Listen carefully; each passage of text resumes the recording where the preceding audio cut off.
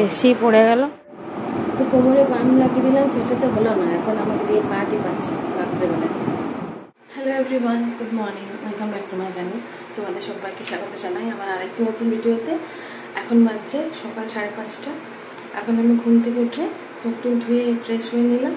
আর এখন আমি রান্না করে যাবো চেঞ্জ করে পরে, কারণ ছেলের খাবার করতে হবে। ছেলে এখন আগের থেকে অনেকটা সুস্থ আছে। গলার ফোলাটা যদিও পুরোটা কমেনি, কিছুটা কমে গেছে, এখন চিবিয়ে খাবার খেতে পাচ্ছে। তো আজকে ভাবলাম গত 3 দিন ধরে যা হলো, মানে ওকে খাবারটা চটকে চটকে খাইয়ে দিতে হচ্ছিলো, কারণ মানে আমার মেয়েকে যেরকম খাওয়াই চটকে সেরকম ওকে খাইয়ে দিতে হচ্ছিলো চামচে করে, দিতে পারছিল না যদিও। তো কালকে রাত থেকে একটু একটু চিবিয়ে খেতে পাচ্ছে। তো তাই ভাবলাম যে আজকে তো স্কুল যাবে, আজ তো পরীক্ষা আছে, তাহলে আজকে ওকে একটু টিফিন করে দিই যাতে স্কুলে খেতে পারে। আর আগে তো 2 দিন তো তোমার দাদাভাই নিয়ে এলো স্কুল থেকে ওকে, তো রোজ রোজ তো অত দূর তো যাওয়া সম্ভব না, তোমার দাদাভাইয়েরও দোকানে যেতে দেরি হয়ে যায়। তো আজকে তাই ভাবলাম যে ও বাসে যাবে, বাসেই আসবে, তাই ওকে এখন টিফিন করে দিতে যাচ্ছি রান্নাঘর। আর আজকে আরেকটা গুড নিউজ আছে, আজকে মা বাবা আসছে বোনের ঘর থেকে, আজকে আসছে মা বাবা আমার বাড়ি। যদিও তাদের আসার কোনো ঠিক ছিল না, কারণ ছেলের তো এত বড় শরীর খারাপ হয়েছে, বাবা মায়ের মনটা ছটফট করছে ওকে দেখার জন্য। প্লাস এটা না মানে ভাইরাস, মানে এই ভাইরাসটা ছড়িয়ে যায়। তো বাবা মা বয়স্ক মানুষ, আর তাছাড়া আমার বাড়িতেও শাশুড়ি মা আছে, শাশুড়ি মা সেরকম বাবা আমার ছেলের সঙ্গে ঘেঁষতে দিই না, দূরে দূরেই থাকে। তো যাই হোক, আর এদিকে দাদু দিদু আসছে, ওদের সঙ্গে তো কাছাকাছি গল্প করবে, তাই আমার ভয় হচ্ছিলো ওদেরকে আসতে বলবো কিনা। কিন্তু বাবা মা কালকে রাতে ফোন করে বলছে না, বাবা মায়ের মন খুব ছটফট করছে আমার ছেলেকে দেখার জন্য, তাই আজকে সকালবেলা মা বাবা আসছে। তো চলো এখন আমি রান্নাঘরে যাই, ছেলের জন্য টিফিনটা বানাই। তোমরা সারাদিন ব্লগটা দেখতে থাকো, আশা করি তোমাদের ভালো লাগবে।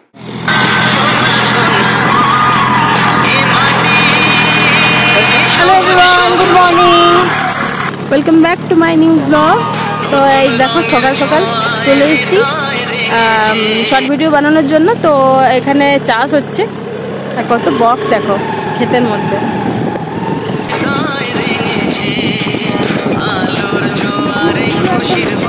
কিন্তু বৃষ্টির তো সেরকম ইয়ে নেই, তাই সামনে নদী আছে, নদী থেকে ওরা সাবমার্শাল করা আছে, তো সেই জল খেতে দেওয়া হচ্ছে।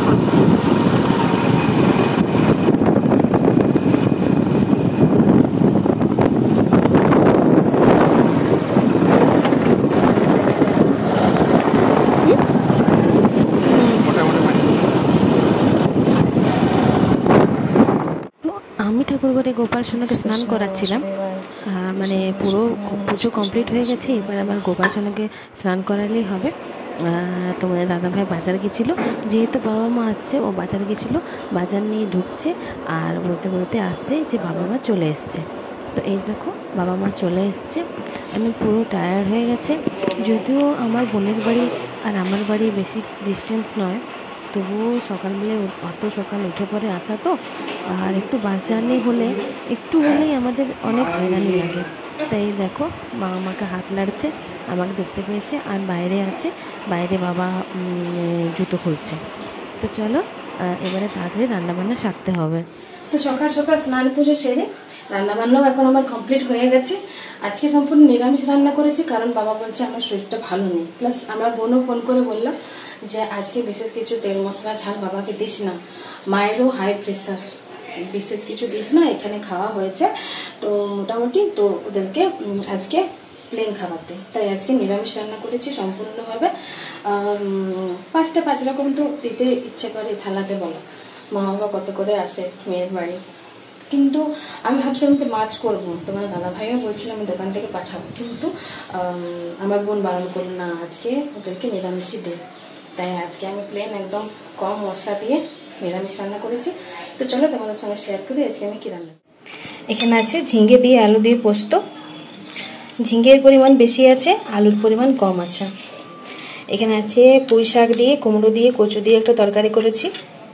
এখানে আছে মুগ আর অড়হর কলাইয়ের ডাল, যেটা টমেটো দিয়ে, কাঁচা লঙ্কা আর কারি পাতা দিয়ে আমি ছকেছি। তো মা এটা দেখলো, তো মা বলছে যে তোরা এখানে টমেটো দিস ডালে, তা বলে হ্যাঁ মাঝে মাঝে দিই, রোজ দিই না। তো তো তাই আজকে আমি টমেটো দিয়ে ডাল বানিয়েছি। এখানে আছে শাক ভাজা, এখানে আছে খসলার বড়া, আর এখানে আছে করলা ভাজা, আর ওপরে পোস্ত ছড়ানো আছে। বাস এইটুকুই রান্না। 5-6 রকমের নিরামিষই রান্না করেছি আজকে। তো চলো, ভাতটা এখানে ফুটতে দিয়ে দিয়েছি আমি। অনেকটা পরিমাণ ভাত, একটু হতে সময় লাগবে। আর আকাশটা দেখো, একদম শরৎকালের আকাশের মতো করে আছে, পেঁজা তুলোর মতো একদম মেঘগুলো ভেসে বেড়াচ্ছে চারদিকে। চলো, আর ছেলেও চলে এসেছে স্কুল থেকে, ওকে ওষুধ কি আছে খাওয়াইগা। এতক্ষণ এত রোদ দিচ্ছিল, মনে হচ্ছে যেন একদম পুরো একদম রোদে আজকে পুরো তেতে যাবে, পুরো আগুন হয়ে যাবে। কিন্তু এখন দেখো মেঘ করেছে, মনে হচ্ছে বৃষ্টি আসবে। মেঘলা মেঘলা করেছে, এই দেখো মেঘ ধরেছে আকাশে। আর আমাদের গাছের না পেঁপেগুলো তোমাদেরকে দেখায় একবার, কত বড় বড় হয়েছে। এই দেখো অনেক বড় বড় হয়েছে। তো মাঝে মধ্যেই তুলে তুলে খাওয়া হয়। এখানে নিচে একটা আছে, এখানে গাছের পাতাগুলো না কেমনই হয়ে যাচ্ছে দেখো। তো একজন সবজিওয়ালাকে জিজ্ঞাসা করলাম যে কি হয়েছে, তো বলছে যে গাছের মাথার ওপরটাতে রোগ হয়েছে, তো মাথার ওপরটায় ওষুধ দিতে হবে। দেখা যাক, পেঁপেগুলো যতগুলো হচ্ছে হোক, ওষুধ আর কে দেবে, কারণ একবার ফলন হলেই যথেষ্ট। দেখা যাক কি হয়। ফুল ফুটেছে দেখো, কত সুন্দর লাগছে দেখতে।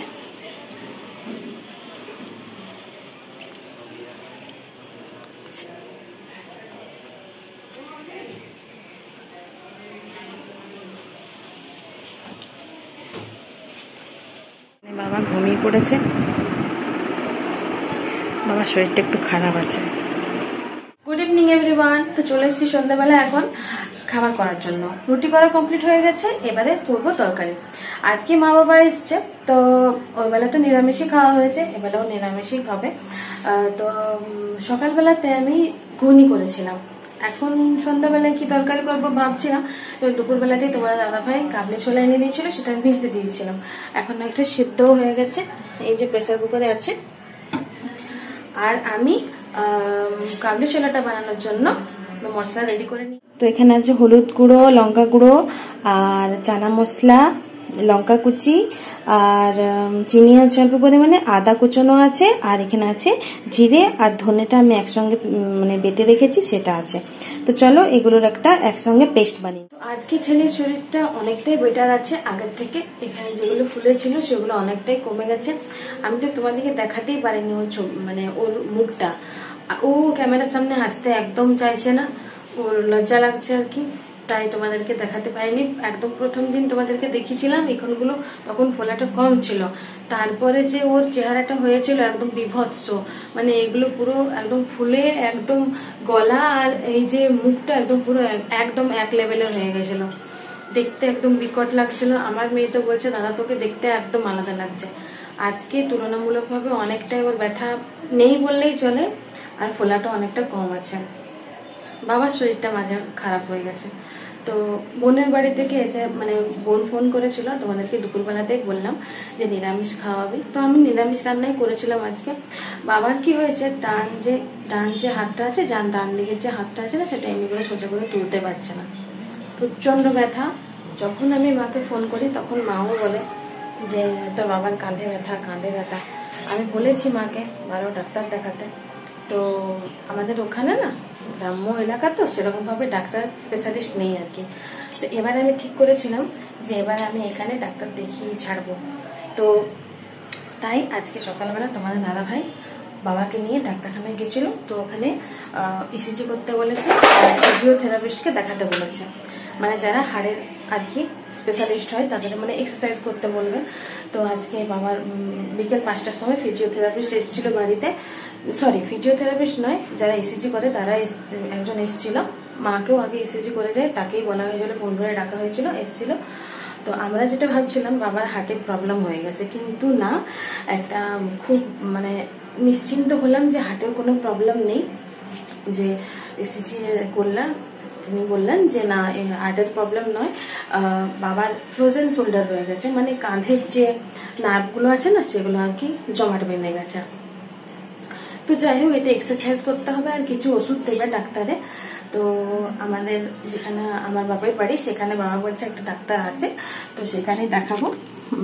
আর যদি না হয় তাহলে এখানেই আমার এখানে শ্বশুর বাড়িতেই দেখিয়ে নেবো, বাঁকুড়া জেলাতে। তো এখানে ভালো ভালো স্পেশালিস্ট ডাক্তার আছে, আমাদের ওখানে সেরকমভাবে ডাক্তার ভালো নেই। তো যাই হোক, দেখুক কি করবে। কালকে তো মা বাবা বাড়ি চলে যাবে সকাল সকাল একদম, আমার ছেলেও বেরোবে আর মা বাবাও বেরোবে একসঙ্গে। তো দেখা যাক কি হয়। বাবা এখন আমার মেয়ের সঙ্গে গল্প করছে বসে বসে। চলো তোমাদের একবার নিয়ে। আর দেখো, দাদু নাতনি শুয়ে শুয়ে আমার মেয়ে ফোন দেখছে, আমার শুয়ে আছে। সকাল থেকে স্কুল ছিল আমার মেয়ের, তারপরে বিকেলবেলায় টিউশন এসেছিল। আমার বাবা তো বলছে যে আমার বাবা না, আমার মেয়েকে ছোট থেকে ভেবলি বলে ডাকে, আর আমার ছোট বোনের মেয়েটাকে কেবলি বলে। তো ভেবলি আর কেবলি দুই বোন। তো যাই হোক, ভেবলি বলে ডাকে। তো বাবা বলছে যে সকাল থেকে ছেলের বাচ্চাটা এতই ব্যস্ত ভেবলি শোনা যে ওর সঙ্গে গল্প করাই হয়নি। তাই এখন সন্ধ্যাবেলাতে 2-3টে খাট আছে, খাটগুলো ছেড়ে দিয়ে বাবা ওর কাছে শুতে গেছে। একটা শতরঞ্জি মেঝেতে পেতেছে, দিয়ে আমার মেয়ের সঙ্গে শুয়ে আছে বাবা। আসলে আমার বাবার বাড়িতে তো বাবা আর মা, সেরকম ভাবে বাচ্চা কাচ্চা তো কেউ নেই। যা আছে নিচে আছে দাদার ছেলে মেয়েগুলো আছে, তো সেরকম ভাবে ওরা তো কেউ আসে না, বা মাঝে মাঝে 1-2বার গল্প হয়। তো বাবা মায়ের ভীষণ একা একা লাগে, তাই আমাদেরকে মাঝে মাঝে ডাকে। কিন্তু আমাদের তো যাবার উপায় নেই, বাচ্চাগুলোর পড়াশোনা আছে, তোমার দাদা ভাইয়ের দোকান আছে, আমার বোনগুলো তো আরো ব্যস্ত, ওদের তো বাড়িতেই ব্যাগের কারখানা। এখন তো সামনে পুজো আসছে, এখন তো ওদের মানে একদম খাবার পর্যন্ত সময় নেই।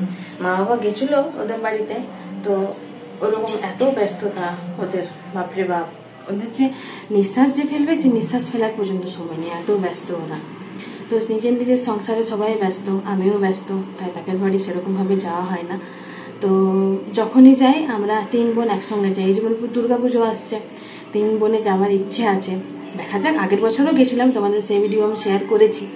এবছরও ইচ্ছে আছে, দেখা যাক মা দুর্গা কতদূর কি সম্ভব করে। তো চলো, এখন অনেক বকবক হলো, এখন ছেলেকে আমার ওর কালকে পরীক্ষা আছে, পড়া ধরতে হবে। এখন চলো চটপট আমি তরকারিতে বসে ফেলি, তোমাদের সঙ্গে পরে দেখা। তো আমার কাবলি ছোলা ঘুগনি রেডি। কালারটা কিন্তু হেভি হয়েছে, তাই না বন্ধুরা? তো চলো, এটা ঝাল ঝাল করে বানিয়েছি। মেয়ে তো যেহেতু খাবে না, ছেলেও এখন চিবিয়ে খেতে পাচ্ছে, তো অসুবিধা নেই। চলো এবারে ছেলের পড়াটা ধরিকা, ও কখন থেকে আমাকে ডাকছে। এখন বাজছে রাত্রি 11:30। খাওয়া দাওয়া সবাই কমপ্লিট হয়ে গেছে। যে রুমে আমি আর আমার মেয়ে শুচ্ছিলাম, সেই রুমে বাবা আর মাকে নিচে মেঝেতে বিছানা করে দিয়েছি, আর ওখানে শুয়ে আছে ওরা। আমিও যাবো একটু পরে। তার আগে দেখো, এটা হচ্ছে নৌবেদানা, এটা পেইন রিলিফ বাম হচ্ছে। তোমার দাদা ভাইয়ের কোমরে ব্যথা হয়ে গেছে, ও যে জলটা খায় না, যে ব্যারেলের জলটা খায়, তোমাদেরকে আগের ভিডিওতে শেয়ার করেছি, মানে জলের যে ইয়েটা আছে ব্যারেলটা কাঁধে নিয়ে। তো আজকে ওটা জলটা শেষ হয়ে গেছিলো, তো জলটা ফিল্টারে ঢালতে গেছে আর কোমরে খিচকি লেগে গেছে। তো এই যে নৌবেদানার জেলটা কোমরে লাগিয়ে দেবো আমি এখন। তো চলো লাগিয়ে দিই। তো এই মাঝরাতে 11:30-12টা বাজছে, সবাই খেয়ে দিয়ে শুয়ে পড়েছে, আর এখন আমি তোমাদের দাদা ভাইয়ের কোমরে বাম মালিশ করে দিচ্ছি। কি না, ওর একটু বেশি পড়ে গেল। তো আমি সেটাই ভাবছি যে এত ভারী জিনিসটা তোমার তোলার কী দরকার ছিল, আমাকে ডাকতে পারতে, দুজন মিলে তুলতাম। কিন্তু জানো তো বন্ধুরা, এর আগে না ও একাই তুলেছে। আজকে কি হয়েছে কে জানে, হঠাৎ করে তুলতে গেছে আর কোমরে খিচকি লেগেছে, আর খিচকি যে লেগেছে আমাকে বলেও নিও যে ব্যথা লেগেছে। তো তখনই আমি একটু লাগিয়ে দিতাম, দুপুরবেলাতেই লাগিয়ে দিতাম একটু। তো যাই হোক, চলো একটু এটা না আছে ব্যথা উপশম করা একটা মলম, মানে এটা একটু দাদা ভাইয়ের বাম লাগিয়ে দিচ্ছি, অনেকটাই রিলিফ পেয়েছে। আর চলো তবে আমিও শুয়ে পড়ি, ওর ঘরে চলে যাই। মেয়ে খালি আসছে আর যাচ্ছে, দেখা হচ্ছে কালকে সকাল থেকে। তো কোমরে বাম লাগিয়ে দিলাম, সেটা তো হলো না, এখন আমাকে দিয়ে পাটি পাচ্ছে রাত্রেবেলায়। নয়, এটা রেগুলারের কাজ আমার, রোজ রাত্রেবেলাতে আমি একটু কিছুক্ষণের জন্য 5 মিনিট 10 মিনিটের জন্য হলো ওর পাটা টিপে দিই। উঠলে আবার নাকি সম্পত্তি লাভ হয়, জানি না কতটা সম্পত্তি কপালে লেখা আছে। তো আপাতত আমি এখন পাঠিয়েছি তোমাদের বাবা হয়ে। সারাদিন অনেক খাটাখাটনি হয় তো, তাই বলি একটু টিপেই দিই পাটা। তো চলো, কালকে আমরা সকাল সকাল উঠতে আছে, তোমাদের সঙ্গে কাল সকালে দেখা হচ্ছে। তো চলে এসছি আমাদের আরও পুরনো ঠিকানাতে। সকাল সকাল মা বাবা চলে গেল। আর সকাল সকাল এত মানে আমার ব্যস্ততা থাকে, আমার নিঃশ্বাস পর্যন্ত ফেলার সময় থাকে না, এত ব্যস্ততা থাকে। মানে আমার ছেলের টিফিন করব, ছেলের আবার কালকে ড্রেসটা যেটা কেচেছিলাম সেটা শুকিয়ে ছিল না, সেটাকে আবার আয়রন করে শুকালাম। মা ছিল যতক্ষণ মা করে দিল, তারপরে আমি হাত লাগালাম। প্লাস ওর টিফিন করা আছে, ওকে রেডি করা আছে, মা বাবাকে চা করে দিলাম, আমার মেয়েকে উঠালাম, মেয়ের মুখ টুক ধোয়ালাম, ওকে ড্রেস পরালাম, ওর ব্যাগ বাগালাম। উফ বাপরে, এই যে 7টা পর্যন্ত, সকাল 5:30 থেকে 7টা পর্যন্ত আমার যা ব্যস্ততার মধ্যে যায়, এখন একটু রিলিফ আছে। তাই এখন নিজেদের মতন করে একটু টাইমটা স্পেন্ড করে আমি তোমাদের দাদাভাই এইটুকু সময় আমরা একসঙ্গে কাটানোর মতো পাই। বাকি সময় তো বাড়ির মধ্যে আর কি বসে বসে গল্প করবো, ওই খাওয়ার পর ঘুমানোর পর উঠে আবার কাজ করো, আবার খাবার বানাও, আবার খাও। তো এই তো আমাদের দৈনন্দিন জীবন, নিত্য নতুন কিছুই নেই। তো যাই হোক, চলো আজকের সকালটায় আমি কালকের ব্লগটা শেষ করছি। তোমাদের কালকের ব্লগ কেমন লেগেছে অবশ্যই কমেন্টে জানিও। আর মা বাবা তো চলেই গেল, আবার জানি না কখন আসা হবে। তো একদিনই মা বাবা এলে আমাদেরও মনটা খুব ভালো লাগে, আর মা বাবার মনটাও ভালো লাগে। বাবার হঠাৎ করে শরীরটা খারাপ হয়ে গেল, তো যাই হোক ডাক্তার দেখানো হয়েছে, আবার ওখানে গিয়ে দেখাবে। চলো টাটা, দেখা হচ্ছে নেক্সট ব্লগে।